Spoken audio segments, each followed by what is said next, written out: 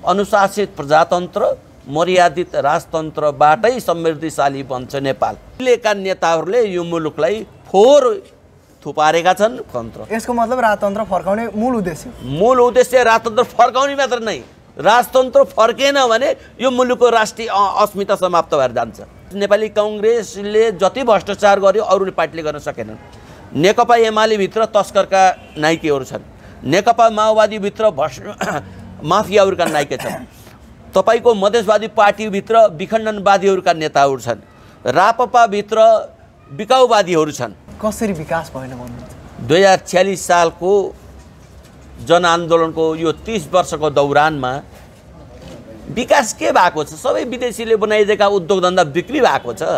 के विकास भएको देख्नुभयो तपाईहरूले? अब यिनीहरूले जसको जोत उसको पोत भनेर चाहिँ आजभन्दा 30 वर्ष अगाडिदेखि नारा लगाउँदै गाना गाउँदै आइरहेका छन्। कुन चाहिँ किसानले जोतेको आधारमा चाहिँ जग्गा पायो? र पत्रिकाहरूले मुगुमा ज्वरो आएर सिटामल खान नपाएर यतिजना मरे, जाजरकोटमा झाडा पख्ला आएर मेटिनाजोल ट्याब्लेट नपाएर तपाईँको यो के भन्छ जीवनजन नपाएर चाहिँ यतिजना मरे। लाज मान्नुपर्छ नेताहरूले। 21औं शताब्दीमा नेपाली जनताले सिटामल खान नपाएर चाहिँ ज्यान गुमाउनु परेको छ। अहिले हेर्नुहोस् के भएको छ यो मुलुकमा। तपाईँको म बुटरबाट चाहिँ काठमाडौँ आउँदाखेरि त कपडा टाले बाटो टालेका छन्। अब ने भनेको नेतृत्व, ता भनेको तागत। जसको नेतृत्वमा तागत हुन्छ त्यसलाई नेता भनिन्छ। लुट तन्त्र, बदमासी तन्त्र, तस्करी तन्त्र, माफिया तन्त्र, भ्रष्टाचारी तन्त्र, तपाईँ हेर्नुहोस् जनताले जुन जोगी आए पनि कानै चिरेको रहेछ। यसले गर्छ भनेर भोटाल्छ गर्दैन, अर्कोले गर्छ भनेर भोटाल्छ गर्दैन। नेता भन्ने पोलिटिकलिस्ट कमान्ड सबै कुराको निर्धारण राजनीतिले गर्छ। राजनीति चलाउनेहरूले यो मुलुकलाई माथि उठाउने कि यो मुलुकलाई तल पुर्याउने तिनीहरूको हातमा हुन्छ, लगाम उनीहरूको हातमा हुन्छ। अब हामीले बुझ्नुपर्ने कुरो के छ भने सत्ता बन्दुकको नालबाट आउँछ, युद्धबाट सामन्तवादलाई पराजित गरी बुलेट वारबाट सत्तामा जाऊ भनेर माओवादीले 10 वर्ष चाहिँ 17,000 जनाको हत्या गर्यो गरेन? गर्यो। अनि उसले टेक चेन्ज गर्यो। जनताको आत्माको आवाज सर्वोच्च हुन्छ, जनताको हृदय परिवर्तन गरी ब्रेन वारबाट सत्तामा जाउँ भन्यो। जब ब्रेन वारबाट सत्तामा जान थियो भने 17,000 जनतालाई चाहिँ किन बलि चढाएको? तिनी आज 17,000 जनताका बाउआमा भए चाहिँ बाउआमाको काखमृत्यु भयो, दुलै भए चाहिँ तपाईँको चाहिँ उसको सिन्दुर पुछियो, विधवा बहिनी, छोराछोरी भए चाहिँ आफ्नो अभिभावक खसियो। अनि परिवर्तन गर्न नसक्ने, अनि खालि मान्छे मात्रै मार्ने, ब्याङ्क मात्रै लुट्ने, अर्काको जग्गा कब्जा गर्ने। यो मुलुकमा अनुशासित प्रजातन्त्र, मर्यादित राजतन्त्र, समाजवादी अर्थतन्त्र, अविभाज्य नेपाल र सनातन हिन्दू अधिराज्य सहित जनताको सर्वोच्चता जिन्दाबाद। हाम्रो देशबाट चाहिँ खाद्यान्न सिङ्गापुरले किनेर लान्थ्यो। आज मलेसियामा 15 वर्ष मोहम्मद महाथिरले शासन गरेपछि मलेसियालाई कहाँ पुर्याए, हामी कहाँ छौँ? आज यहाँका नेताहरू यहाँ चाहिँ यहाँका हस्पिटलमा दबाई पानी औषधि उपचार गर्दैनन्, सिङ्गापुर जानुपर्छ तिनीहरूलाई। जुन बेला सिङ्गापुर नेपाल धनी थियो सिङ्गापुर भन्दा, मलेसिया आज चाहिँ 5 लाख 6 लाख 10 लाख युवाहरू गइरहेका छन्। मलेसिया भन्दा हामी धनी थियौँ। आज हेर्नुहोस् नेपाली जनताहरूको अवस्था काली लाग्दो छ। नेपाली जनता चिन्तामा छन्। छोरो विदेशमा गएको छ, पैसा कमाएर आउने हो कि बाक्सामा आउने हो चिन्ता छ। रहरको विषय होइन के जो विदेशमा नोकरी गर्न जाने, बाध्यताको विषय हो। सरकारले केही पनि गरेन। जुन जुन देशमा राजा छन् त्यहाँ राजनीति स्थिरता छ। राजनीति स्थिरता, राजनीति शान्ति भएको हुनाले ती देशले फड्को मारेका छन्। राजाले बोल्ने भन्दा अलि सरकारले भकाले गर्न पर्यो नि। त्यो काम त गलत काम गर्ने बानी नै परिसकेको छ। ये खराब बात है, लेकिन हम मजबुर हूँ। यो राम्रो काम त होइन, तर म मजबुर भएँ, म कुलतमा फसेँ।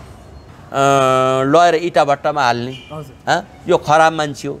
उसलाई त जिन्दगीभरि आजीवन कैद दिनुपर्छ। यो राजनीति भनेको फोरी खेल होइन होइन। अब हामीले पढ्दा त पढिन्थ्यो politics.exam, सकभर मान्छे आनन्द प्राप्त गर्न राजनीतिमा जान हुँदैन। राजनीतिमा बेचैनी छ, राजनीतिमा फोरी काम हुन्छ। तपाईँको दिपेन्द्र सरकारबाटै चाहिँ के अरे गोली हानेर दरबार हत्याकाण्ड भएको छ भन्ने आयो। आम जनतालाई के भन्न चाहन्छु भने संसारमा सबैभन्दा राम्रो व्यवस्था अनुशासित प्रजातन्त्र, मर्यादित राजतन्त्र, सनातन हिन्दू अधिराज्य, अविभाज्य नेपाल र लोकसम्मत अर्थतन्त्रबाटै नागरिक जनताको सर्वोच्चता स्थापित हुन्छ।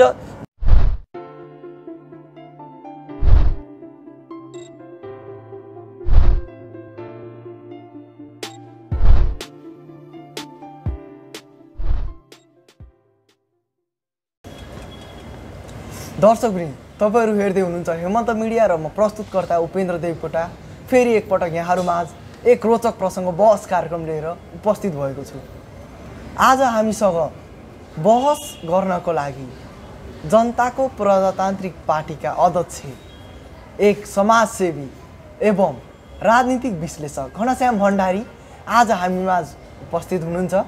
आज हामी उहाँसँग नेपालमा भएको समसामयिक घटनाहरू जस्तै कालापानी, लिम्पियाधुरा र लिपुलेकको सीमा खिचलोको बारेमा, महरा काण्डको बारेमा, आलम प्रकरणको बारेमा, निर्मला पन्त प्रकरणको बारेमा, यसका साथसाथै 2058 सालमा भएको दरबार हत्याकाण्डको बारेमा पनि चर्चा परिचर्चा गर्ने नै छौँ र नेपालको राजनीतिमा के कस्तो परिवर्तन आयो, नेपालमा अहिले के कस्तो राजनीतिक क्रियाकलापहरू भइरहेको छ, यसको बारेमा पनि चर्चा गर्ने नै छौँ।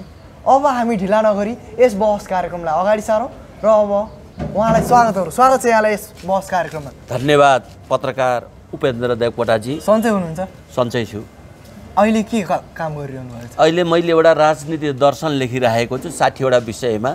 यो अन्तर्राष्ट्रिय दर्शनको बारेमा छोटकरीमा भन्नुहोस्। यो अन्तर्राष्ट्रिय र राष्ट्रिय रूपमा हामी किन पछि परेका छौँ, हामीलाई कस्तो किसिमको चाहिँ के अरे शासन चाहिएको भन्ने विषयमा म जनताको भावना बुझेर, जनताको भावनालाई समेटेर र जनताको वैकल्पिक पार्टी स्थापना गर्ने उद्देश्यलाई पुरा गर्ने कुराबाट मैले चाहिँ नि लेखिरहेको छु।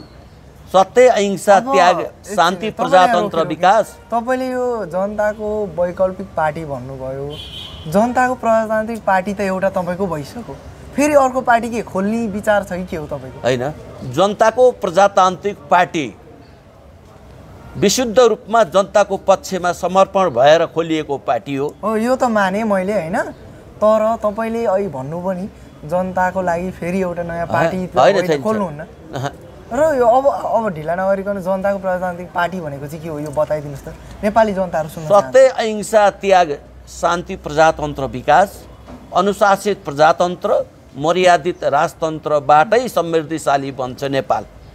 भनाइको मतलब के हो भने ज्ञानको जगतमा सत्यको जित हुन्छ, राजनीतिमा सत्य भनेको स्वतन्त्रता, प्रजातन्त्र, मानवाधिकार।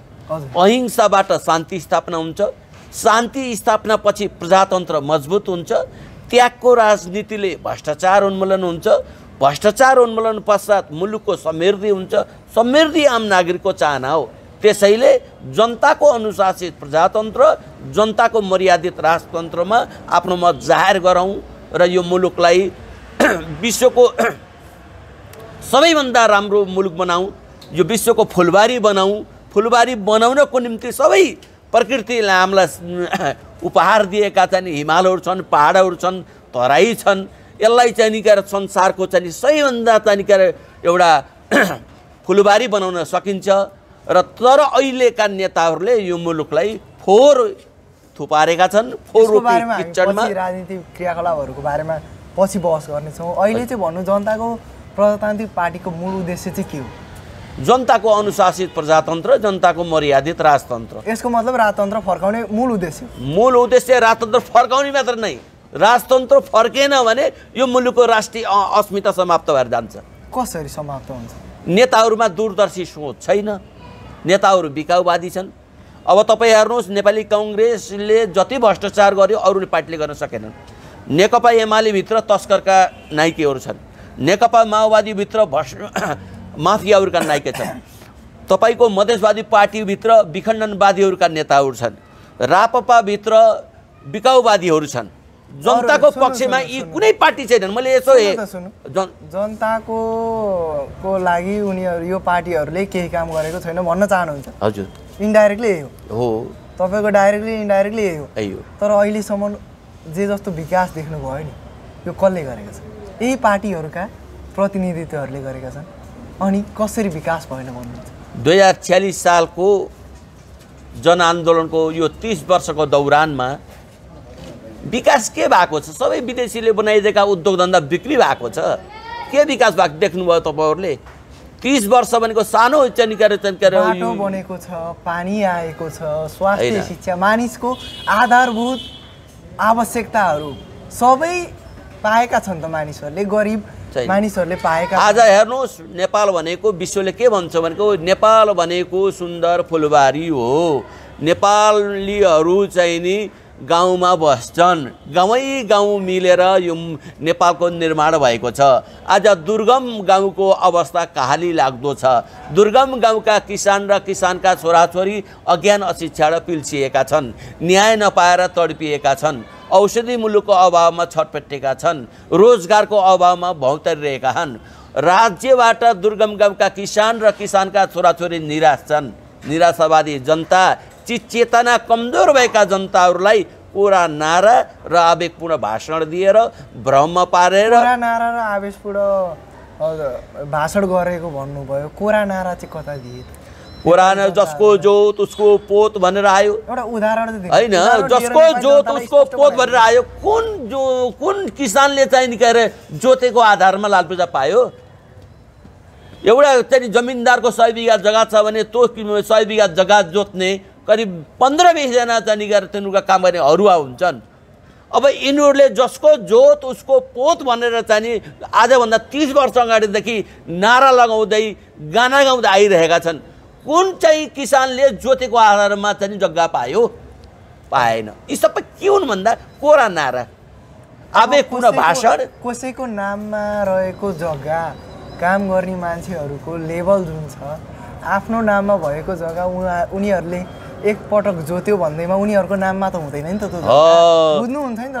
त्यो नहुने किसिमको कुराहरू आज पार्टीहरूले जनतालाई बनिरहेका छन्। तपाईँ हेर्नु के कस्तो कुराहरू खुलस्त बनाइदिनुहोस् है त। है, खुलस्त त बनाइसके नि। जनतालाई औषधि, जनतालाई औषधि दिन्छौँ भने, जनतालाई औषधि दिन्छौँ, स्वास्थ्यमा हामीले विकास गर्छौँ, गाउँ गाउँमा स्वास्थ्यहरू लैजान्छौँ भनेर जनतासँग बाचा बाँधे। आज तपाईँको हेर्नुहोस्, पत्र पत्रिकाहरूले मुगुमा ज्वरो आएर सिटामल खान नपाएर यतिजना मरे, जाजरकोटमा झाडा पख्ला आएर मेटिनाजोल ट्याब्लेट नपाएर तपाईँको यो के भन्छ जीवनजन नपाएर चाहिँ यतिजना मरे। लाज मान्नुपर्छ नेताहरूले। 21औं शताब्दीमा नेपाली जनताले सिटामल खान नपाएर चाहिँ ज्यान गुमाउनु परेको छ, हैजा आएर ज्यान गुमाउनु परेको छ।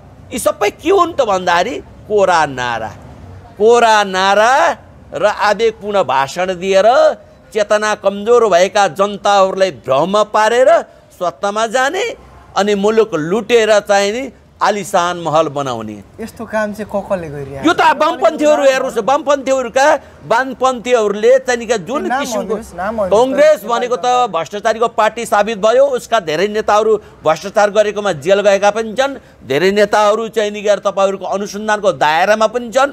यिनीहरू भनेको भ्रष्टाचारीको नेतृत्व गर्छन्। अब तस्कर र माफियाको नेतृत्व एमाले र माओवादीले गर्थ्यो। त्यहाँ तस्करहरू मौलाएका थिए, माफियाहरू मौलाएका थिए, माल भएका थिए। विश्वबाट पतन भएको कम्युनिस्टहरूलाई, विश्वबाट पतन भएको उग्र उनीहरूले गर्थ्यो भन्नुभयो होइन? कांग्रेस उसले एमाले र माओवादीले कि अहिले गर्दैन? अहिले पनि त गरिरहेका छन्। अहिले हेर्नुहोस् के भएको छ यो मुलुकमा। तपाईँको म बुटरबाट चाहिँ काठमाडौँ आउँदाखेरि त कपडा टाले बाटो टालेका छन्। तपाईको चाहिँ के अरे जति पनि हेर्नुहोस् सुरक्षा छैन। तपाईँले हेर्नुहोस् न अलि घटना घटे 33 किलो सुट कहाँ गयो? चन्दन के तस्करहरूले चाहिँ के ल्याएका चन्दनहरू चाहिँ नि ती तस्करीहरू कहाँ पक्रिए? टडक पक्रिए, चन्दन पक्रिए। खै त ल्याउने लाने त तस्करी पक्रेको सबै मिलो मतोमा सबै मिलो मतोमा यो मुलुकमा चाहिँ नि काम भएको छ। हजुर त्यस हुनाले यी पार्टीहरूबाट नेपाली जनताको उन्नति हुन्छ भन्ने कुरामा त म चाहिँ विश्वासै गर्दिनँ। अब उन्नति अब तपाईँको चाहिँ तिनकुने काठमाडौँको तिनकुने हेर्नुहोस्, सी जिनपिङ आउँदाखेरि त्यहाँ चाहिँ विभिन्न किसिमका फुलहरू रोपेका छन्। कमसेकम 2-3 वर्ष अगाडि रोपेको भए त ठुला हुन्थे, त्यहाँ पार्क हुन्थ्यो, राम्रो हुन्थ्यो नि।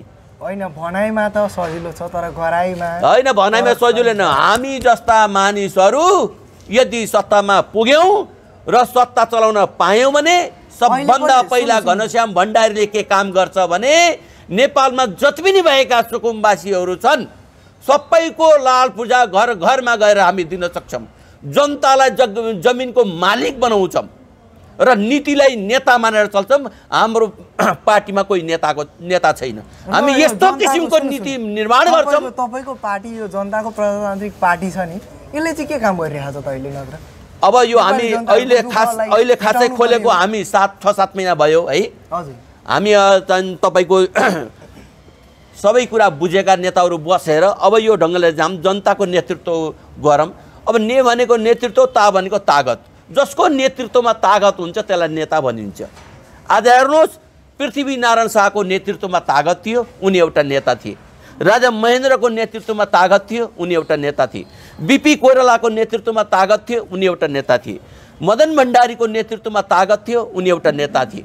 तर अहिले नेपालमा नेताविहीन मुलुक छ। नेता छाडा तन्त्र, लुट तन्त्र, बदमासी तन्त्र, तस्करी तन्त्र, माफिया तन्त्र, भ्रष्टाचारी तन्त्र। तपाईँ हेर्नुहोस्, जनताले जुन जोगी आए पनि कानै चिरेको रहेछ। यसले गर्छ भनेर भोट हाल्छ, गर्दैन। अर्कोले गर्छ भनेर भोट हाल्छ, गर्दैन। अब हाम्रो त जनताको त पार्टी नै यो मुलुकमा रहन्छ। हाम्रो कुरा कसैले सुन्दिन्न। एउटा कालीकोटबाट मान्छे आउँछ, 76 वर्षभित्र छिर्न पाउन्न। नेपालमा अहिले जे जस्तो नेताहरू छन्, तपाईँले उनीहरू नेता नै होइन भन्नुहुन्छ, उनीहरूलाई चाहिँ के भन्नुहुन्छ त? के नामले बोलाउनुहुन्छ? अब यी नेता भएको देश यस्तो हुँदैन। होइन उनीहरूलाई राजा महेन्द्रले मर्ने बेलामा म मरे पनि मेरो देश बाँचिरहोस्, राजाको बारेमा पछि कुरा गर्ने, र उनीहरूलाई चाहिँ तपाईँ के उपनामले दिनुहुन्छ त? उहाँहरू नेता होइन। के भन्नुहुन्छ? उहाँहरू नेता होइन। नेता नभए केही त होला नि। कि सरकारी कर्मचारी हुन् कि के हुन् त? ल अब उहाँहरूलाई के नामले चाहिँ के अरे निकाल्ने? उहाँहरू नेता होइन। नेता भएको देश यस्तो हुँदैन। आज हेर्नुहोस् होइन, सुरु नेताको सर्वप्रथम नेता भनेको के हो, नेताको खुबी के हो, यो नेपाली जनतालाई स्पष्ट बनाइदिनुहोस् त। नेता भन्ने पोलिटिकलिस्ट कमान्ड सबै कुराको निर्धारण राजनीतिले गर्छ। राजनीति चलाउनेहरूले यो मुलुकलाई माथि उठाउने कि यो मुलुकलाई तल पुर्याउने तिनीहरूको हातमा हुन्छ, लगाम उनीहरूको हातमा हुन्छ। चाहे यहाँको कार्यपालिकालाई चाहिँ तपाईँको व्यवस्थापिकाले परिचालन गर्छ, न्यायपालिकालाई पनि चाहिँ सरकारले परिचालन गर्छ। देखावटी रूपमा न्यायपालिकालाई चाहिँ स्वतन्त्र राखे तापनि सबैको निर्धारण कसले गर्यो भन्दा राजनीतिले गर्यो। त्यस हुनाले अहिले हेर्नुहोस्, कार्यपालिका र न्यायपालिकाको एउटा एकमत छैन।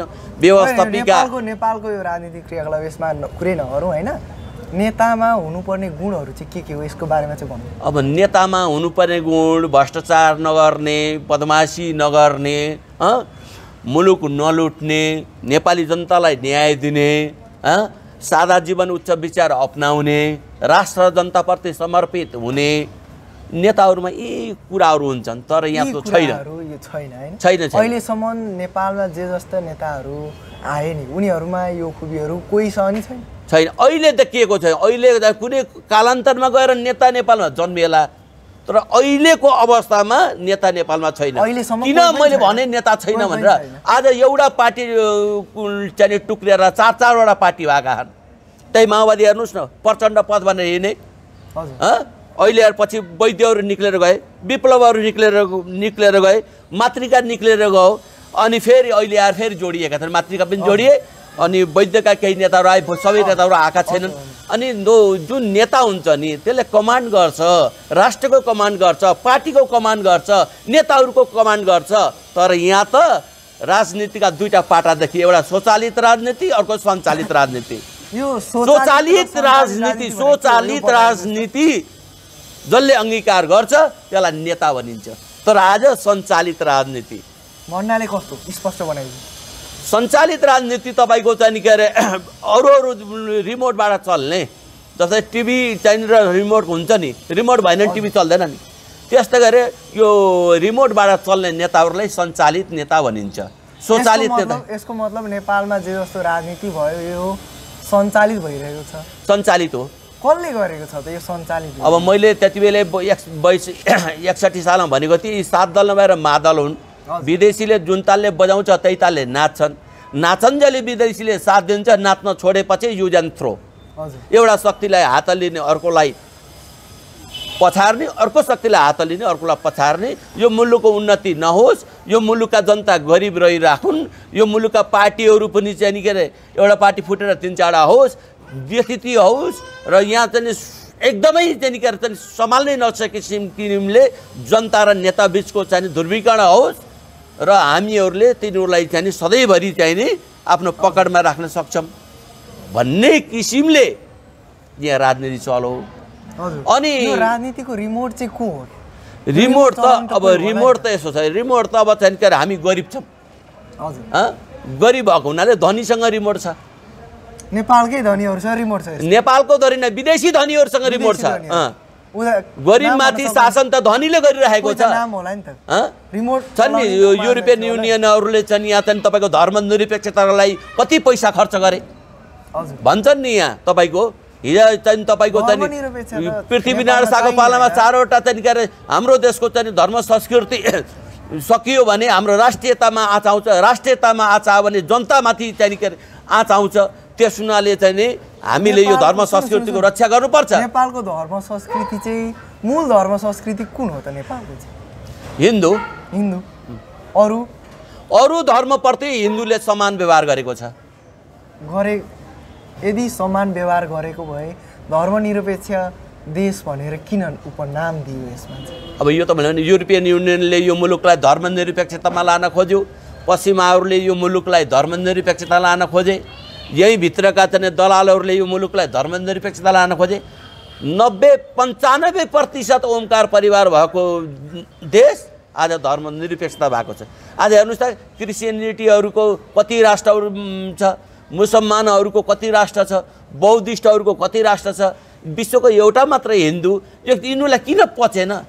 हामी आज कमजोर गरिब भएर जुन देशको धर्म किनबेच हुन्छ त्यो देशको संस्कृति हराउँछ, जुन देशको संस्कृति हराउँछ त्यो देशको राष्ट्रियता हराउँछ, जुन देशको राष्ट्रियता हराउँछ त्यो देशका नागरिक हराउँछन्। आज हामी नेपालको धर्म र संस्कृति किनबेच भएको छ। आज 15,000 चाहिँ नि तपाईँको चर्च निर्माण भएको छ यो मुलुकमा। 15,000, जबकि पृथ्वीनारायण शाहले एकीकरण गर्दा 4वटा चाहिँ क्रिस्चियनका फिरिङ्गीहरूलाई देश निकाला गरेका थिए। यिनीहरूबाट यो मुलुक चाहिँ अगाडि बढ्यो भने हाम्रो राष्ट्रियता आँच आउँछ भनेर पृथ्वीनारायण शाहले चाहिँ नि भनिबक्सेको थियो। अहिले 15,000 चर्च छन्। अब चाहिँ केही समयपछि फेसबुक खोल्दा त देखिन्छ 2025मा नेपाललाई क्रिस्चियन राष्ट्र घोषित गर्ने भने फेसबुकमा आइरहेको छ। हाम्रो हिन्दू कतातिर गएको छ। त्यस हुनाले धर्म चाहिँ संस्कृति चाहिँ किनबेच भयो भने राष्ट्रियता कमजोर हुन्छ, धर्म संस्कृति कमजोर हुन्छ, जनता कमजोर हुन्छन्। अनि राष्ट्रियता कमजोर र जनता कमजोर भएपछि यो मुलुकको अस्तित्व समाप्त हुन्छ। यो नेपालमा धर्म किनबेचको कुराकानी गर्नुभयो नि, जुन नेपालमा धर्म किनबेच चाहिँ कसले गरिरहेको छ, यसलाई कसले सञ्चालित गरिरहेको छ? त्यही त भने नि, नेपालीहरू गरिब छन्। गरिबीको यी सबैको जड भनेको गरिबी हो। गरिबी चाहिँ समस्याबाट हामीले जनतालाई उठायौँ भने जनताले हिन्दू धर्मै मान्छन्। आज तपाईँलाई मैले भनौँ यो मुलुकमा 5वटा लको प्रयोग भएको छ। सुरुमा उनीहरू मिसन हस्पिटल खोलेर गरिब जनताको के अरे स्वास्थ्य परीक्षण गर्न आए। त्यसपछि उनीहरू चाहिँ तपाईँको बोर्डिङ स्कुल खोले। त्यसपछि गएर सोसल ल्याए, एनजिओ। त्यसपछि गएर चाहिँ तपाईँको बाइबल गाउँ गाउँमा बाँड्न थाले। अन्तिम अब राइफल। अब राइफलका आउला नआउला, तर यिनीहरूले 5वटा लको यहाँ प्रयोग गरेका छन्। हामी गरिब भएर, हामी धनी हुन्थ्यौँ। यो मुलुक त धनी छ, यो मुलुकको मुस्ताङमा तपाईँको चाहिँ नि के अरे युरेनियम फेला परेको छ, सम्भाव्यता छ भन्ने कुरा आएको छ। 1 तोला युरेनियमलाई 20 लाख पर्छ। त्यस्तो युरेनियमको पहाडै भेटेपछि हामी त संसारका धनी मान्छे हुन्छौँ नि। हाम्रो हिन्दू धर्ममा मुक्तिनाथको शिर, विष्णुको शिर भनेको मुक्तिनाथ, मुक्तिनाथकै चाहिँ के अरे गोडामा चाहिँ नि युरेनियमको पहाड फेला पर्ला जस्तो छ।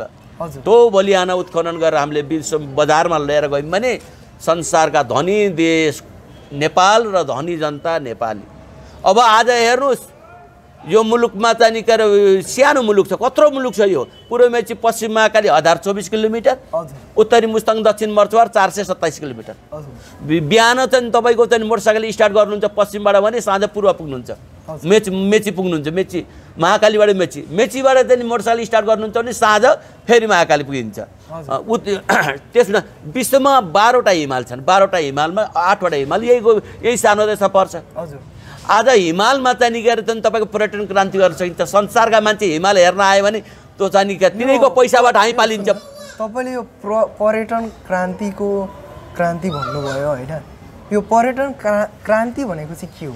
पर्यटन क्रान्ति भनेको नेपालका राम्रा राम्रा पहाडहरू, नेपालका ताल तलैयाहरू, नेपालका मठ मन्दिरहरू, नेपालका हिमालहरू, विश्वको सबैभन्दा चाहिँ के अरे यो बौद्धिस्टहरूको चाहिँ के अरे भगवान गौतम बुद्ध जन्मेको देश, पशुपतिनाथ हिन्दूहरूको पशुपतिनाथको देश, विष्णुको शिर मुक्तिनाथको देश। आज हिमालमा पर्यटन क्रान्ति भनेको सारा संसारका मानिसहरू हिमाल हेर्न आयो भने त तिनीहरूको ट्याक्सबाट हामीहरू पालिन्छौँ। हिमालमा चाहिँ पर्यटन क्रान्ति गर्न सकिन्छ। हिमालको हिउँ पग्लेर बगेका नदीहरूबाट बिजुली क्रान्ति गर्न सकिन्छ। पहाडहरूमा चाहिँ नि हरिया पहाडसम्म पहाडमा चाहिँ जडीबुटी क्रान्ति गर्न सकिन्छ। तराईमा कृषि र औद्योगिक क्रान्ति गर्न सकिन्छ। सम्भाव्यता छ हाम्रो मुलुक। हाम्रो मुलुकलाई विदेशीहरूले के भन्छन् भने धनी देशका गरिब जनता। हामी अब धनी देशको गरिब जनता भएर बस्ने होइन, हामी धनी देशका धनी जनता भएर बस्ने हो। अब अहिले पनि हेर्न जानुहोस् तपाईहरु क्रान्तिहरू जुन छ नि, यो क्रान्तिहरू नेपालमा कसरी सञ्चालन गर्ने त? जनताको प्रजातान्त्रिक पार्टीले पनि त केही क्रान्ति त गर्नु पर्यो नि। अब हामी सुन्नुहोस् राउनको लागि त केही क्रान्ति गर्नु। तपाईहरुलाई म भन्न चाहन्छु, हेर्नुस् संसार अहिले ग्लोबलाइजेसन भएको छ। एउटा कोठामा भएको कुरो संसारले थाहा पाउँछ। अब हामीले बुझ्नुपर्ने कुरो के छ भने सत्ता बन्दुकको नालबाट आउँछ, युद्धबाट सामन्तवादलाई पराजित गरी बुलेट वारबाट सत्तामा जाऊ भनेर माओवादीले 10 वर्ष चाहिँ 17,000 जनाको हत्या गर्यो गरेन? गर्यो। अनि उसले टेक चेन्ज गर्यो। जनताको आत्माको आवाज सर्वोच्च हुन्छ, जनताको हृदय परिवर्तन गरी ब्रेन वारबाट सत्तामा जाउँ भन्यो। जब ब्रेन वारबाट सत्तामा जान थियो भने 17,000 जनतालाई चाहिँ किन बलि चढाएको? तिनी आज 17,000 जनताका बाउआमा भए चाहिँ बाउआमाको काखमृत्यु भयो, दुलै भए चाहिँ तपाईँको चाहिँ उसको सिन्दुर पुछियो, विधवा बहिनी, छोराछोरी भए चाहिँ नि आफ्नो अभिभावक खसियो। अनि परिवर्तन गर्न नसक्ने, अनि खालि मान्छे मात्रै मार्ने, ब्याङ्क मात्रै लुट्ने, अर्काको जग्गा कब्जा गर्ने यस्ता क्रियाकलापबाट तपाईँको बुलेट वारको अब हाम्रो मुलुकमा चाहिँ कुनै स्थान छैन। ब्यालेट पेपरबाट जब यिनीहरू सत्तामा गए, ल तपाईँले भन्नुभयो अब 17,000 मान्छेहरूलाई मारेर यिनीहरू फेरि बुलेट वारबाट ब्रेन वारमा गए होइन? तपाईँ एक राजनीतिक विश्लेषक पनि हुनुहुन्छ र उनीहरू चाहिँ किन चाहिँ गए त तपाईँ भन्नुहोस्। उनीहरू पैसा कमाउन मास्टर थिए प्रचण्ड, महिनाको चाहिँ के 20-25 हजार पाउँथ्यो होला। अहिले अब उनले चाहिँ 20-25 अरबका कुरा गर्छन्। माओवादीहरू नेपाली जनताको मुक्तिको निम्ति आन्दोलन गर्न चाहिँ हतियार बोकेका होइनन्। उनीहरू ब्याङ्क लुट्ने, पैसा कमाउने, मान्छेसँग चन्दा लिने, पैसा कमाउने, मान्छे मार्ने, दुनियाँलाई तर्साएर चाहिँ पैसा लिने, पैसा कमाउन उनीहरू चाहिँ राजनीति गरेका हुन्। उनीहरू देशलाई चाहिँ मुक्ति दिनको निम्ति, देशलाई चाहिँ परिवर्तन गराउनको निम्ति उनीहरूले राजनीति गरेका होइनन्। अहिलेको सिनेरियोले देखेको छ। छर्लङ्ग जनताले भन्छन् जुन जोगी आए पनि कानै चिरेका। एउटा घरबाट 5 जना मान्छे मरेका छन्। पश्चिमतिर जानुहोस् त, घरै चाहिँ बर्बाद भएको छ। त्यसले गर्दाखेरि विश्वले के भनौँ, नेपालीहरू त आतङ्कवादी हुन्, आफै लड्छन्, आफै मर्छन्, आफै मासिन्छन्। उनीहरूसँग कुनै किसिमको चाहिँ के अरे क्यापेबल माइन्ड छैन। उनीहरू चाहिँ तपाईँको संसारको चाहिँ धनी देश भए पनि गरिब जनताको रूपमा चाहिँ चित्रण भएका छन् भन्ने विदेशीले भन्छ। मैले भन्न खोजेको कुरो के हो भने यो मुलुकमा अनुशासित प्रजातन्त्र, मर्यादित राजतन्त्र, हजुर समाजवादी अर्थतन्त्र, अविभाज्य नेपाल र सनातन हिन्दू अधिराज्य सहित जनताको सर्वोच्चता जिन्दाबाद। हजुर यो ढङ्गले हामीहरू गयौँ भने यो मुलुकको चाहिँ अनुहार पनि फेरिन्छ, यो मुलुक उज्यालो पनि हुन्छ। हामी नीतिलाई नेता मान्ने हो, घनश्याम भण्डारी नेता होइन। हजुर जनताको प्रजातान्त्रिक पार्टीको नीति नै नेता हो। घनश्यामलाई नेताको रूपमा मान्न पर्दैन, मेरो म पछाडिका क्याडरहरूलाई पनि नेता मान्नु पर्दैन। हामीले नीतिलाई नेता मानेका छौँ। हजुर नीतिलाई नेता मानेर हिँडियो भने यो मुलुकलाई अगाडि बढाउन सकिन्छ। तपाईँलाई मैले सानो दुईवटा उदाहरण दिन्छु, एकैछिन म दुईवटा उदाहरण दिन्छु। हामी कृषि प्रधान देशका नागरिक, हजुर किसानका छोराछोरी, हाम्रो देशबाट मकै, गहुँ, चामल मलेसियाले किनेर लान्थ्यो। हाम्रो देशबाट चाहिँ खाद्यान्न सिङ्गापुरले किनेर लान्थ्यो। हजुर आज मलेसियामा 15 वर्ष मोहम्मद महाथिरले शासन गरेपछि मलेसियालाई कहाँ पुर्याए, हामी कहाँ छौँ। हजुर हिजो चाहिँ के अरे सिङ्गापुरमा डाक्टर ली क्वानले सिङ्गापुरलाई कहाँ पुर्याए, हामी कहाँ छौँ। आज यहाँका नेताहरू यहाँ चाहिँ के अरे यहाँका हस्पिटलमा दबाई पानी औषधि उपचार गर्दैनन्, सिङ्गापुर जानुपर्छ तिनीहरूलाई। जुन बेला सिङ्गापुर नेपाल धनी थियो सिङ्गापुरभन्दा, मलेसिया आज चाहिँ 5 लाख 6 लाख 10 लाख युवाहरू गइरहेका छन्। मलेसियाभन्दा हामी धनी थियौँ।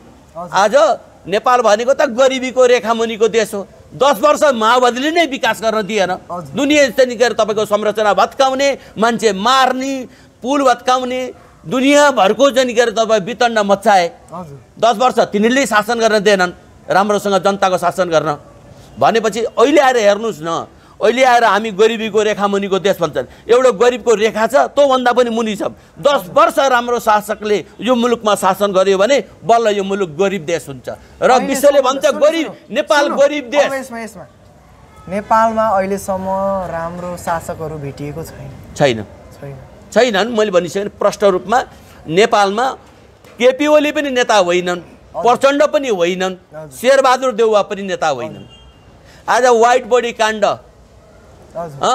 शेरबहादुर तिमी यताउति नलप्क, लप्क्यो भने तिमीलाई त्यही चाहिँ व्हाइट बडी काण्डमा चाहिँ नि हामी जाग दिन्छौँ। प्रचण्डलाई भन्छन् हेर 17,000 को चाहिँ के अरे मारेका छौ, भोलिआन चाहिँ यताउति नलाग, ह्यागमा पुर्याउन सक्छौँ। सबैलाई डरमा राखिरहेका छन्। अनि हेर्नुहोस् अहिले पैसा चाहिँ मजाले बाँडेका छन्। अनुदान भन्छन्, अनुदान गाई पाले अनुदान पाइन्छ भन्छन्, आफ्नै मान्छेले चाहिँ तपाईँको दिन्छ। यसको मतलब नेपालमा रहेका शासकहरू अहिले डरमा बसिरहेका छन्, डरमा हिँडिरहेका छन्। हजुर, उनीहरू डरमुक्त चाहिँ कहिले भन्छन्? अब मैले भनिसकेँ नि तपाईँको। आज हेर्नुहोस् नेपाली जनताहरूको अवस्था कहानी लाग्दो छ। नेपाली जनता चिन्तामा छन्। छोरो विदेशमा गएको छ, पैसा कमाएर आउने हो कि बाक्सामा आउने हो चिन्ता छ। तपाईँको एयरपोर्टमा गएर हेर्नुहोस् दिनको 10-12वटा चाहिँ बाक्साहरू नेपालमा आउँछन्। त्यो नेपालीका नेपालमा बसेको भए त मर्दैन थियो होला नि। विदेशमा गएर चाहिँ त्यस्तो त्यो काम गरेर हार्ड काम गरेर दिनको 8-10वटा लास आइरहेका छन्। यो कुरो कसले बुझ्ने?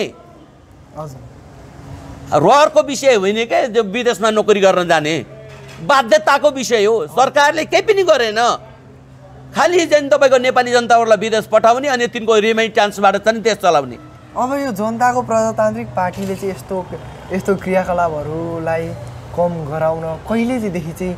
अब सुन्नुहोस्, नेपालमा 20-25 लाख चाहिँ घरधुरी चाहिँ सुकुम्बासी छन्। तिनको हातमा चाहिँ जाँच जोत बहुत गरेका छन्, तिनको लाल पूजा दिने। अनि तपाईँको चाहिँ नि औषधि उपचार, न्याय, शिक्षा, रोजगारलाई चाहिँ तपाईँको हामीले त्यो अपरिवर्तनीय मौलिक हक, मौलिक जन्मसिद्ध अधिकार, जन्मदै उनीहरूले त्यो अधिकार प्राप्त गरेका हुन्छन्। मौलिक हक, त्यसमा शिक्षा, न्याय, रोजगार, स्वास्थ्य सेवा मौलिक हक हो। त्यसलाई चाहिँ जनता बिमारी भएर पैसा लिनु हुँदैन। जनताको घरमा गएर दबाई गर्नुपर्छ। जनतालाई न्याय दिनु पर्यो, घरमै गएर औषधि गर्न पर्यो। हामी केमा कम छौँ? हाम्रा चाहिँ के अरे यत्रा चाहिँ के अरे तपाईँको चाहिँ के अरे खानीहरू छन्, त्यसलाई उत्खनन गरौँ। हजुर हाम्रो देश चाहिँ के अरे संसारमा सुन्दर फुलबारी हो। नेपाल भनेको फुलबारी हो। नेपालीहरू भनेका गरिब जनता, हजुर देश धनी, जनता गरिब। त्यही भएर पोलिटिकल कमान्ड सबै कुराको निर्धारण राजनीतिले गर्छ। राजनीति अनुशासनहीन भयो। खालि नेपाल बन्द गर्ने, तोडफोड गर्ने, आगजनी गर्ने, तालाबन्दी गर्ने, दङ्गा गर्ने, सुरा सुन्दरीमा नेताहरू भेटिने, हत्या हिंसा गर्ने, अन्याय अत्याचार दुराचार भ्रष्टाचार मात्रै गर्ने। अनि यो मुलुकले कसरी काँचुरी फेर्छ? यहाँका जनताले कहिले सुख पाउँछन्? यिनीहरू चाहिँ के अरे तपाईँको यिनको मानसिकता परिवर्तन हुनैपर्छ। यिनीहरूको मानसिकताले गर्दा आज यहाँका जनताले दुःख पाइरहेका छन्। संसारको स्वर्ग भनेको नेपाल हो। मैले भनिसकेँ नि तपाईँलाई अहिले। विश्वमा 8वटा हिमाल छन्, त्यसमध्ये विश्वमा 12वटा हिमाल छन्, त्यसमध्ये 8वटा हिमाल त नेपालमा छन् नि। खै यहाँको पर्यटन क्रान्ति नेपाल नजानु भनेर चाहिँ विदेशीहरूले भन्छन्, किन यहाँ आतङ्कवादी, एउटा आतङ्कवादी सत्तामा फेरि अर्को आतङ्कवादी जङ्गलमा। हेर्नुहोस्, यसरी हुँदैन। 21औं शताब्दी भनेको प्रजातन्त्रको युग हो, स्वतन्त्रताको युग हो, मानव अधिकारको युग हो। त्यस हुनाले हामीले जनतालाई सेवा गर्नुपर्छ।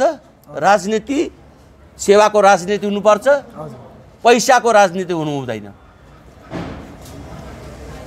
र अब तपाईँको कुराहरूले अहिलेसम्म जे जस्तो कुराकानी गरियो, यसले हामीलाई के प्रश्न पार्छ कि जनताको प्रजातान्त्रिक पार्टीको नीतिहरू चाहिँ के छ भने नीति त मैले भने मेरो हिन्दू धर्म ल्याउने एउटा तपाईँहरूको नीति, तपाईँको भनाइअनुसार अहिलेसम्मको एउटा नेपालमा हिन्दू धर्म ल्याउने, अर्को नेपालमा राजतन्त्र फर्काउने, यो तपाईँहरूको मूलनीति यो दुईटा।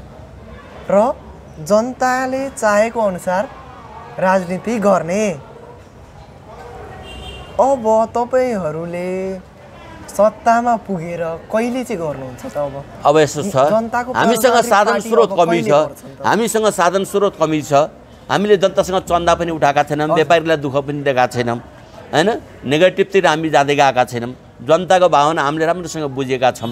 अनि म नै एउटा गरिबको छोरो, मैले बाटामा मकै पलेर पढेँ, मैले जङ्गलबाट दाउरा ल्याएर होटलमा चाहिँ बेचेर पढेँ। गरिबीको अहिले पनि म किसान हो, अहिले पनि म किसान हो।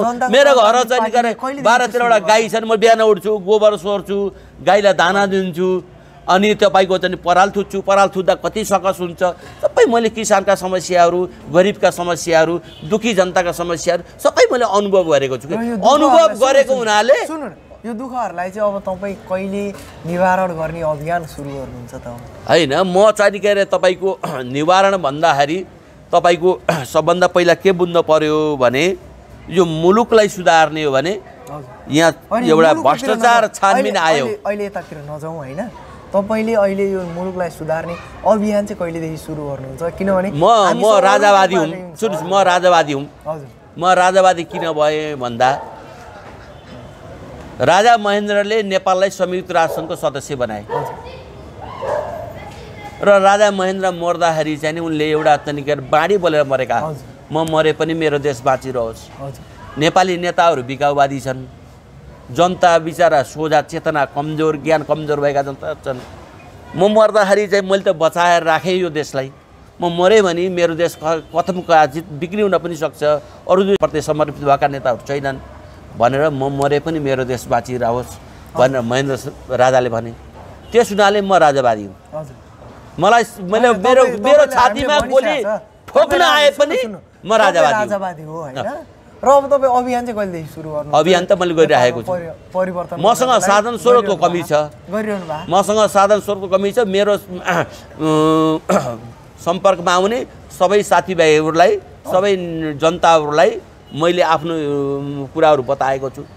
यो मुलुकमा अनुशासित प्रजातन्त्र हुनुपर्छ, मर्यादित राजतन्त्र हुनुपर्छ। यो मुलुकमा नेगेटिभतिर जानु हुँदैन जनताहरू। आज जनताहरूलाई कति आपद छ, जानुहोस् त 20 लाखभन्दा बढी चाहिँ मानसिक रोगी छन्। अनि यसको बारेमा हामी अब चर्चा गर्ने नै छौँ। र अब हामी ढिला नगरिकन नेपालको समसामयिक घटनाहरूतिर लागौँ है। नेपालमा तपाईँ भन्नुहुन्छ राजतन्त्र ल्याउने अभियान गर्नुहुन्छ र यो राजतन्त्र ल्याउने अभियानमा कयौँ पार्टीहरू जुटिरहेका छन् र यो सबै पार्टीहरू जुन छ, तपाईँहरू एकमुष्ट भएर चाहिँ किन जानुहुन्न? यसो छ, तपाईँको कि त उहाँ यो पार्टीहरूको नीति नै फरक छ कि के हो? अब यो राष्ट्रवादीहरूको चाहिँ के अरे धार नै पुग्दैन। हजुर। एउटा भ्याउतो हालो अर्को भ्याउतो निक्लिन्छ, अर्को भ्याउतो हालो अर्को भ्याउतो निक्लिन्छ। यो राष्ट्रवादीहरूको धार्मिक सङ्घ सङ्गठनहरूको यो चाहिँ के धार्मिक पुग्दैन। हजुर। आज तपाईँहरूले के बुझ्न पर्यो भने संयुक्त राष्ट्रसङ्घ मानव विकास प्रतिवेदनमा के कुरा उल्लेख छ भने जुन जुन देशमा राजा छन् त्यहाँ राजनीति स्थिरता छ। राजनीति स्थिरता, राजनीति शान्ति भएको हुनाले ती देशले फड्को मारेका छन्। अब यहाँका केपी ओली जानुभयो लन्डन। विश्वको सबैभन्दा राम्रो व्यवस्था भनेको मर्यादित राजतन्त्रको व्यवस्था हो। आज बेलायती महारानी 12वटा देशभन्दा धेरै देशको राष्ट्र प्रमुख हुनु राजतन्त्रको उपलब्धि हो भनेर एकदमै चाहिँ तपाईँको राजतन्त्रको गुणगान गाए। जब उनी त्यहाँदेखि एयरपोर्ट फर्के राजतन्त्र भनेको पश्चगामी व्यवस्था हो। के जापानमा राजा छन् जापान पश्चगामी व्यवस्था हो? बेलायतमा राजा छन् बेलायतमा के अरे पश्चगामी व्यवस्था हो? केही तरिका वर्ष अगाडि चाहिँ तपाईँको अस्ट्रेलियामा तरिका जन्मसङ्ग्रह भयो। बेलायती महारानीलाई नै अस्ट्रेलियाको राष्ट्र प्रमुख मान्ने कि अस्ट्रेलियन नागरिकलाई राष्ट्र प्रमुख मान्ने भन्ने विषयमा कुरा उठ्दा उहाँका त्यहाँ अस्ट्रेलियाका जनताले के कुरा भने संसारको सबैभन्दा राम्रो व्यवस्था भनेको अनुशासित प्रजातन्त्र मर्यादित राजतन्त्र हो। त्यस हुनाले हामीले बेलायती महारानीलाई नै अस्ट्रेलियाको राष्ट्र प्रमुख बनाऊ, अस्ट्रेलियन नागरिकलाई राष्ट्रपति बनाउनु हुँदैन भनेर चाहिँ भने अस्ट्रेलियन जनताले। संसारको सुन्दर व्यवस्था स्थापित गर्न किन डिबेट गर्न पर्यो? अनुशासित प्रजातन्त्रको विकल्प छैन, स्वतन्त्रताको विकल्प छैन, 21औं शताब्दीमा मानवाधिकारको विकल्प छैन, प्रजातन्त्रको विकल्प छैन। संसारको राम्रो व्यवस्था यो मुलुकमा स्थापित गराऊ भन्दा के को डिबेट? तपाईको पोटपोटको व्यवस्था ल्याएर हुन्छ यहाँ बारेमा पछि गरौँ हैन। किनभने तपाईँ बाहिरको देशसँग हामी हाम्रो देशलाई नदाजौँ है। किनभने अब बाहिरको देश आफैमा समृद्धि छ, हाम्रो देश आफैमा समृद्धि छ। एउटा स्टेटमेन्ट छ नि, डोन्ट जज बुक बाई इट्स कभर पनि भन्छन्। त्यही भएर बाहिर देशको राजनीतिमा र हाम्रो देशको राजनीतिमा यसमा केही कम्पेयरै नगरौँ। अब तपाईँहरू जोडिने कि नजोडिने त यो अहिले यो कयौँ राजा फर्काउने अभियानमा लाग्नु भएको छ। तपाईँहरू जोडिनुहुन्छ कि हुँदैन? जोडिनु त हामी जोडिन पर्छ। नेपाली जनताको चाहना जोडिनु हो। हजुर। नेपाली जनताले राष्ट्रवादी सबै एकजुट हुनुपर्छ। यो मुलुकलाई माया गर्ने जनताहरू, यो मुलुकलाई माया गर्ने पार्टीहरू। मैले भनेकोमा छोटकरीमा भन्नुहोस्। छोटकरीमा तपाईँहरूको के मिल्यो भने चाहिँ तपाईँहरूको के नीति मिल्यो भने तपाईँहरू फेरि जोडिनुहुन्छ, एकमुष्ट बन्नुहुन्छ? अब यसो छ, हैसियतका कुरा आउँछ। सामन्तवादीहरूले त्यहाँनिर राजावादी पार्टी पनि गठन गरेका छन्। अब पशुपति शमशेर राणा उनी एक किसिमका राणा हुन् हैन। मोहन शमशेरको नाति हैन, असङ्ख्य पैसा छ हैन। उनलाई दुःख भनेको के हो थाहा छैन। कोदो काँडा फल्छ आमा भनेर सोध्ने परम्पराको मान्छे हुन् हैन। त्यसले गर्दा यो गरिबै हुन को अनुभव गर्न हुनुपर्छ क्या। घनश्याम भण्डारीले मात्रै यो मुलुक सुधार्न सक्छ। यो कुरा मैले लेखेर दिन्छु, जनताको सामु गएर मैले वाचा गर्छु।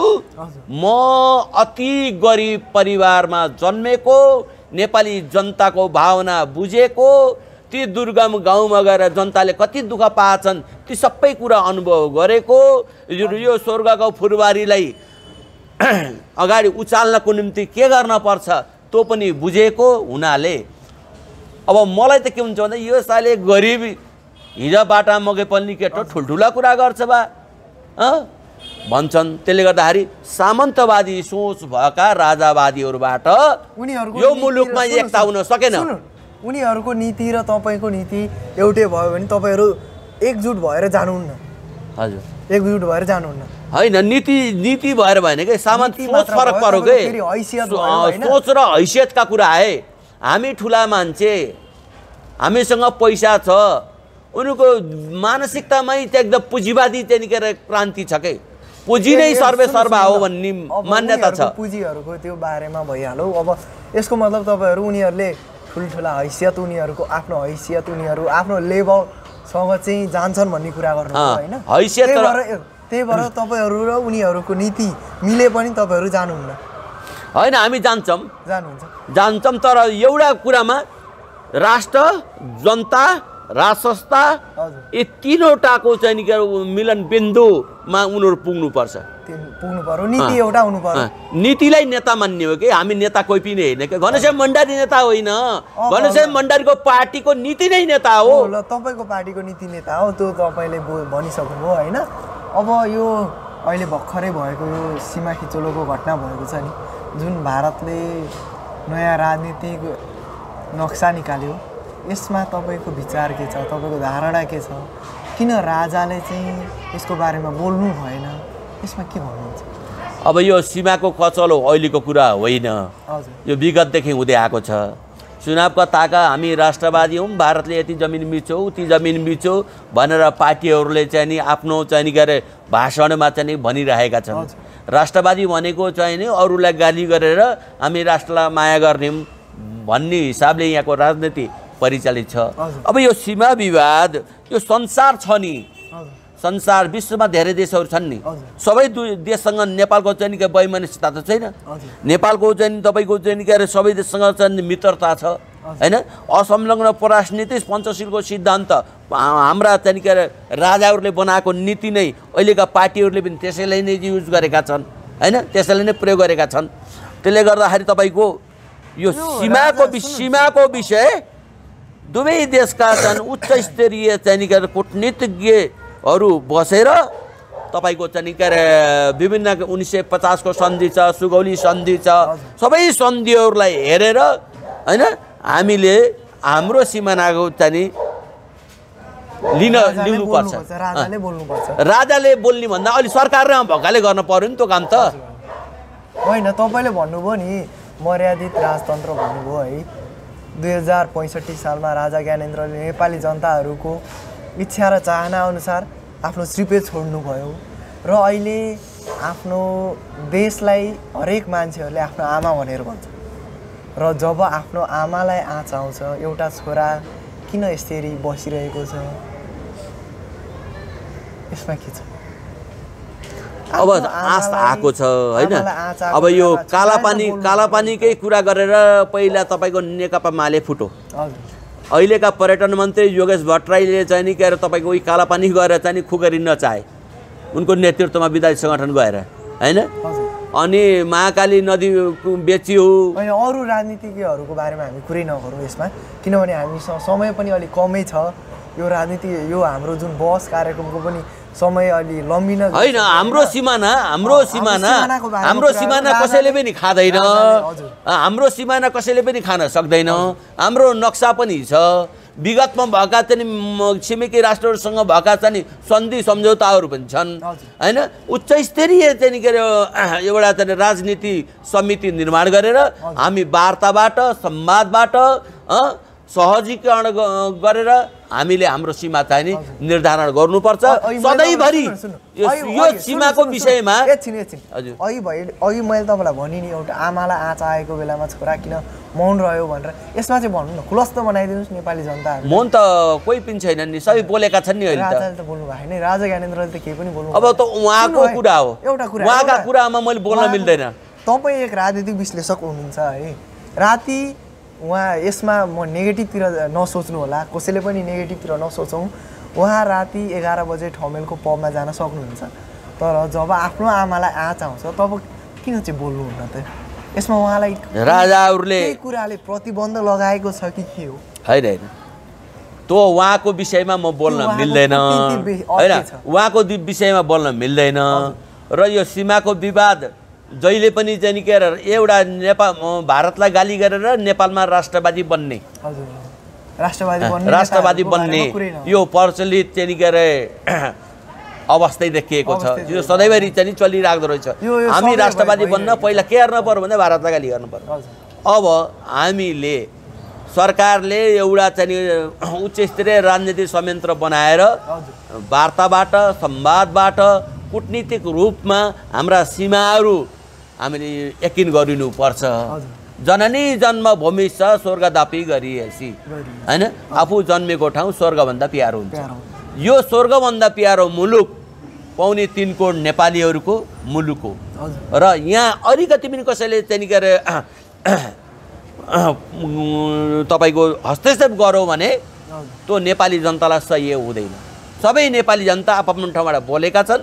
सबै चाहिँ के अरे नेपाली जनताले हाम्रो मुलुकको सीमा कसैले पनि मिच्न पाउँदैन भनेर उनीहरूले आफ्ना कुराहरू अगाडि सारेका छन्। मलाई लाग्छ कसैले पनि यो मुलुकको चाहिँ सिमाना 1 इन्ची खान सक्दैन। संयुक्त राष्ट्रसँग छ, नेपालका छिमेकी मित्रहरू छन्। म तपाईँलाई अब यहाँ यसको बारेमा भनिहालौँ होइन। नेपालको 26 वटा गाउँमा भारतले सीमा खिचोलो पहिल्यैदेखि गइसकेको छ र अहिलेसम्म त्यो गाउँहरू भारतमै रहेको छ, नेपालको होइन भने चाहिँ नेपालको भूभाग त्यहाँबाट हटिसक्यो। नेपालको नक्सामा त्यो गाउँ पनि अहिले छैन र अहिलेको अवस्थामा फेरि यो कालापानी लिम्पू लेक लिम्पियाधुरा पनि जाने अवस्थामा छ र अहिले 2-3 दिन राजनीतिज्ञहरूले आफ्नो कुराकानी गरे, भाषण गरे, आदि इत्यादिहरू कार्यक्रमहरू गरे र अहिले आएर यो केसहरू जुन यो काण्डहरू भयो नि, यसलाई काण्डको नाम दिउँ किनभने अहिलेसम्म जे जस्तो कुराहरू भयो यो काण्ड चाहिँ 2-3 दिन अगाडि चल्ने र त्यहाँबाट आफै सेलाउने भयो है। र यो सेलाएको अवस्थामा नेपालमा एउटा कुन संस्था होला जुन संस्थाले चाहिँ यसलाई नसेलाइदिकन नेपालको भूभागहरू फिर्ता गर्न सक्ला? अब त्यो मैले भनिसकेँ नि, नेपालका नक्साहरू पनि छन्, नेपालका सन्धि सम्झौताहरू छन् हैन। अब ती नक्सा र ती सन्धि सम्झौताबाट नेपालले आफ्नो जमिन पाउँछ। अहिलेको 21औं शताब्दी यो ग्लोबलाइजेसन जमानामा कसैले कुनै देशको चाहिँ जग्गा जमिन खान सक्दैन। अब यसलाई बढाइ चढाइ गरेर हाम्रो चाहिँ छिमेकी राष्ट्रहरूसँग चाहिँ नि हामीले चाहिँ नि वैमनस्यता चाहिँ अपनाउनु हुँदैन। मलाई लाग्छ भारत विशाल छ, भारतलाई त 2-4 किलोमिटर जमिन लिएर गएर उसलाई केही हुनेवाला छैन। तर कमी कमजोरी हाम्रा नेताहरूमा छ। नेताहरूले शिष्ट रूपबाट शिष्ट भाषाबाट हाम्रो नक्सा यो हो, हाम्रो सन्धि सम्झौता यो हो, यति जमिन हाम्रो मिचियो, तपाईँहरूले फिर्ता गर्नुहोस् भनेर छलफल गरेर वार्ता र संवादद्वारा कूटनीतिक रूपबाट समाधान गर्नुपर्छ। यो वार्ता र संवाद गर्नुभन्दा अगाडि सुरुमा जसले अपराध गरेको छ नि त, यो भारतले त अहिले त अपराध गरेको छ किनभने लिम्पियाधुरा, लिपु लेक र कालापानी त नेपालको भूभाग हो नि त। नेपाललाई कसैले पनि आफ्नो भूभागलाई स्वीकृति बिना आफ्नो नक्सामा ढाल्छ भने तपाईँ के यसलाई वार्ता गरेर शिष्ट भावले भन्न चाहनुहुन्छ? नेपाली नागरिकहरू जुन छ यिनीहरूले भारत जस्तो ठुलो देशमा, त्यस्तो आर्थिक अवस्थाहरू उत्तम भएको देशमा त्यस्तो ठुलो गल्ती गर्न सक्छ भारतले? अब त्यो कुरो त हेर्नु, सरकारले पनि चाहिँ के अरे जुन पार्टीको सरकार भए पनि त सरकारले नेतृत्व गर्ने कुरा हो हैन। जनता त सडकमा निक्लेर बोले, विद्यार्थी सङ्गठन पनि बोले, यहाँका राजनीतिक पार्टीहरू पनि बोले। अब सरकारले त निकै कुन रूपबाट अगाडि बढ्छ हैन, त्यो सरकारलाई हेर्न छ। अब छिमेकी मुलुकहरूले चाहिँ तपाईँको हामीमाथि चाहिँ आछाउने किसिमको काम गर्नु हुँदैन। हामीलाई गरिब देखेर, हामीहरू साना मान्छे देखेर हामीमाथि चाहिँ निकै प्रहार गर्नु हुँदैन। त्यो प्रहार गर्नु भनेको हामीमाथिको चाहिँ निकै वैमनस्यता चाहिँ सिर्जना गर्न हो। हामी वैमनस्यतामा आउनु पनि हुँदैन। छिमेकी मुलुकलाई चाहिँ हामीले जथा नाम चाहिँ निकै गाली गर्नु पनि हुँदैन।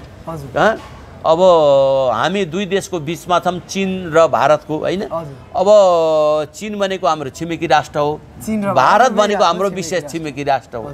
विशेष त नभनौँ, विशेष छिमेकी राष्ट्र किन सांस्कृतिक कुराहरू पनि मिल्छन् हैन। रोटी र बेटीको सम्बन्ध पनि छ। अनि तपाईँको चाहिँ धार्मिक कुराहरू मिल्छन्। नेपालमा नेपालीहरू हामी धर्मको लागि रामेश्वर जान्छौँ, बद्रीनाथ जान्छौँ, केदार जान्छौँ, बनारस जान्छौँ, हरिद्वार जान्छौँ, कामाख्या देवीको मन्दिरमा जान्छौँ।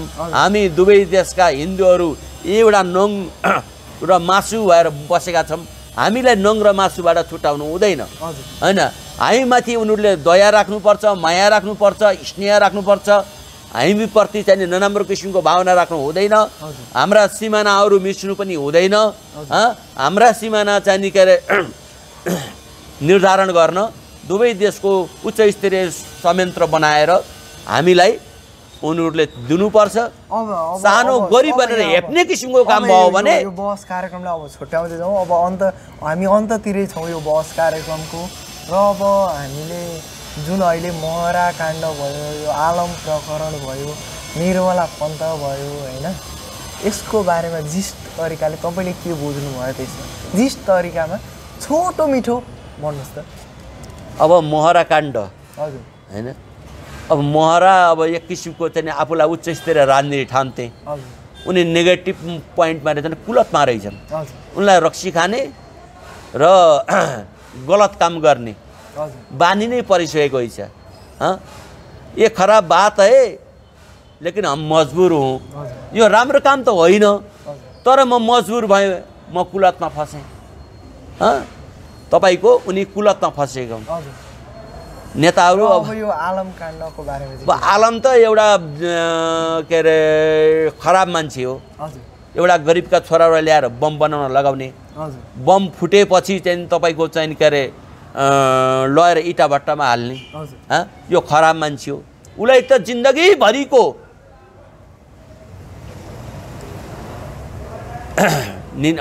दिनुपर्छ। हजुर के भन्छ अब जेल मात्रै नभएर फाँसी त हाम्रो देशमा हुँदैन है। उसलाई चाहिँ आजीवन कैद दिनुपर्छ। आजीवन उसको अपराध क्षमादि निकाले अपराध छैन, मानवीय अमानवीय अपराध हो।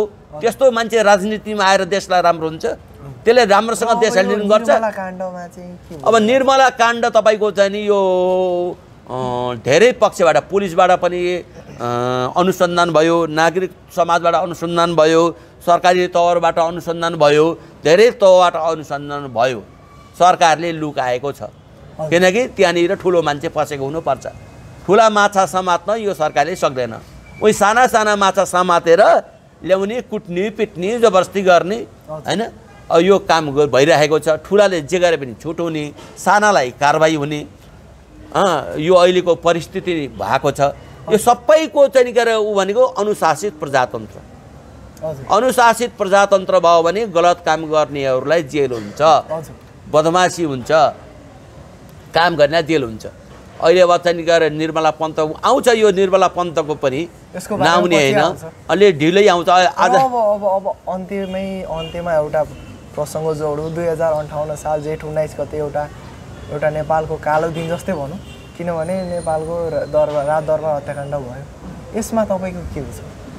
अब यो ठुला काण्ड हो, यो राजनीति भनेको फोहोरी खेल होइन होइन। अब हामीले पढ्दा त पढिन्थ्यो पोलिटिक्स इज डटी गेम, सकभर मान्छे आनन्द प्राप्त गर्न राजनीतिमा जान हुँदैन। राजनीतिमा बेचैनी छ, राजनीतिमा फोहोरी काम हुन्छ, राजनीतिमा एकले अर्कोलाई पछार्ने काम हुन्छ, विरोधको लागि विरोध गर्ने काम हुन्छ भनेर हामीले पढिन्थ्यो। ठ्याक्कै हाम्रो मुलुकमा लागु भएको छ। यो फोहोरी खेल हो। अब हाम्रो देशमा हेर्नुहोस् न कता मान्छे मरे। राज दरबार हत्याकाण्डको बारेमा जाउँ न हामी, किनकि यो अन्त्यमै छौँ, त्यही भएर राज दरबार हत्याकाण्डको बारेमा के कस्तो बुझ्नु भयो थियो? राजा वीरेन्द्रको रहस्यमय मृत्यु भयो, मारियो क्या उसलाई। राजा वीरेन्द्रको परिवारहरू रहस्यमय तरिकाले मारिए र यो काण्ड चाहिँ कसले गरेको? अब एउटा निर्मलाको काण्ड पत्ता लगाउन नसक्ने सरकारले यो काण्ड पत्ता लगाउने कुरा आएन होइन। अब पत्र पत्रिका यताउति हेर्दाखेरि तपाईँको दिपेन्द्र सरकारबाटै चाहिँ के अरे गोली हानेर दरबार हत्याकाण्ड भएको छ भन्ने आयो। अब तुरुन्तै दरबार हत्याकाण्ड पछाडि तुरुन्तै तारानाथ राणावाटको नाममा संयोजकत्वमा अनुसन्धान आयोग गठन भयो। त्यो आयोगले पनि दिपेन्द्रलाई नै दोषी बनाए होइन। अब कालान्तरमा यो चाहिँ भेटिन्छ, तत्काल नभेटिए पनि कालान्तरमा यो भेटिन्छ। अब आउने समय भेटिन्छ, तर अहिले यो भेटिनु पर्छ, भेटिनु त पर्छ भन्नुभयो। अहिले जे जस्तो राजनीतिक क्रियाकलाप अनि अहिले राजनीतिक क्रियाकलापहरू जे जस्तो अहिले चलिरहेको छ, यो राजनीतिक क्रियाकलापहरू यसरी नै निरन्तर भइरहेको अवस्थामा कि यो काण्डहरू जुन नेपालमा भएको यो हरेक काण्डहरू जुन छ नि, यो यिनीहरूलाई हामीले समाधान गर्न सकिएला? त्यही त भन्ने आफै चल्ने र अरूले चलाउने राजनीति हेर्नुपर्छ। अरूले चलाउने राजनीति भएकै हुनाले होला यो दरबार हत्याकाण्ड भएको। राजाहरू चाहिँ नि तिनीहरूको आँखाको सिङ्गर बने होलान् हैन। त्यही भएर अरूले चलाउने राजनीति यहाँ चल्यो भने जनताको पनि न्याय हुँदैन। राज संस्थालाई त सबैभन्दा सर्वोच्च निकायले त तपाईँले बुझिहाल्नुभयो होइन। मेरो बुझाइमा दिपेन्द्र अलिकति सन्की थिए। दिपेन्द्रले नै गोली हानेर चाहिँ राजदरबार हत्याकाण्ड भएको छ। अनि यसमा चाहिँ कुनै दोषी छैन होइन। अब यो कुरो चाहिँ नि दोषी भए भेटिन्थ्यो होइन। दोषी छैन। नेपालमा राज संस्था चाहिन्छ। त्यो राज संस्था मर्यादित हुनुपर्छ। यो गणतन्त्र र यो तपाईँको 7वटा कित्तामा कित्ता काट गर्ने यो सङ्घीयता हामीलाई आवश्यक छैन। हामी बिहान मोटरसाइकल स्टार्ट गरेर साँझ महाकाली पुगिन्छ मेचीबाट, महाकालीबाट फेरि मेची पुगिन्छ। यत्रो यो भूपरिवेष्टित मुलुकमा एक आपसमा जातीयतामा लडाउने, एक आपसमा चाहिँ भिडाउने, न जातको एकरूपता, न भाषाको एकरूपता, न कुनै साधन स्रोतको एकरूपता छ। यो सङ्घीयताले यो देश बर्बाद बनाउन निर्माण गरिएको स्वचालित आन्दोलन भयो भने यो मुलुकको जनताहरूको उन्नति हुन्छ। सञ्चालित आन्दोलनबाट भएको छ। यो सञ्चालित आन्दोलनबाट कसैलाई पनि चाहिँ फाइदा हुँदैन। अब सुन्नु है त, यो सञ्चालित आन्दोलन हटाएर नेपालमा राजतन्त्र चाहिँ अब कहिले आउला? यसलाई छोटकरीमा छोटो तरिकाले भन्नु राजा नेपाली जनताहरूलाई स्पष्ट बनाइदिनु। राजा नेपालमा अब राजा कहिले आउँछ? अब सुन्नुहोस्, मैले भनिसकेँ नै छोटकरी विश्वको सबैभन्दा राम्रो व्यवस्था भनेको अनुशासित प्रजातन्त्र, मर्यादित राजतन्त्र हो। जनतालाई बुझाउनु पर्छ। जनताले त बुझिसके, जनताले त बुझिसकेका छन्। तर के गर्ने, बुरा आदत से मजबुर हुँ। चुनावको बेला चाहिँ तपाईँको चाहिँ के अरे त्यही आलमले जस्तै चाहिँ तपाईँको चाहिँ के अरे यो बुथ कब्जा गरेर जित्ने, जसको जहाँ दादागिरी चल्छ त्यहाँ बुथ कब्जा गर्ने। जनताले यथेष्ट भोट हाल्न पाउँदैनन्। अब कति समय चाहिँ लाग्ला त नेपालमा राजतन्त्र? राजतन्त्र त अब चाहिँ समय साँच्चै विश्वको सबैभन्दा राम्रो व्यवस्था भनेको अनुशासित प्रजातन्त्र, मर्यादित राजतन्त्र हो। मर्यादित राजतन्त्रले अभिभावकीय नेतृत्व जनाउँछ। स्वतन्त्रता, प्रजातन्त्र र मानवाधिकार को पक्षमा यहाँको शासन चल्छ।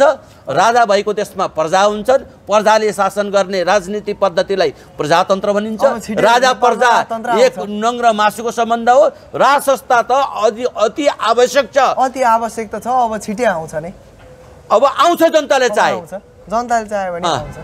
जनताहरू अहिले जागरुक भइसकेका छन्। जनताले चाहिसकेका छन्। धन्यवाद छ यहाँलाई यस बहस कार्यक्रममा आफ्नो समय दिनुभएकोमा। र अन्त्यमा नेपाली जनतालाई के कस्तो सूचना दिनुहुन्छ, के कस्तो चेतना जगाउन चाहनुहुन्छ? आम जनतालाई के भन्न चाहन्छु भने संसारमा सबैभन्दा राम्रो व्यवस्था अनुशासित प्रजातन्त्र, मर्यादित राजतन्त्र, सनातन हिन्दू अधिराज्य, अविभाज्य नेपाल र लोकसम्मत अर्थतन्त्रबाटै नागरिक जनताको सर्वोच्चता स्थापित हुन्छ। जनताको सर्वोच्चता स्थापित गर्ने दिशातर्फ कुनै पनि जनताहरू भ्रममा नपरी न्यायको ज्ञानको जगतमा सत्यको जित हुन्छ।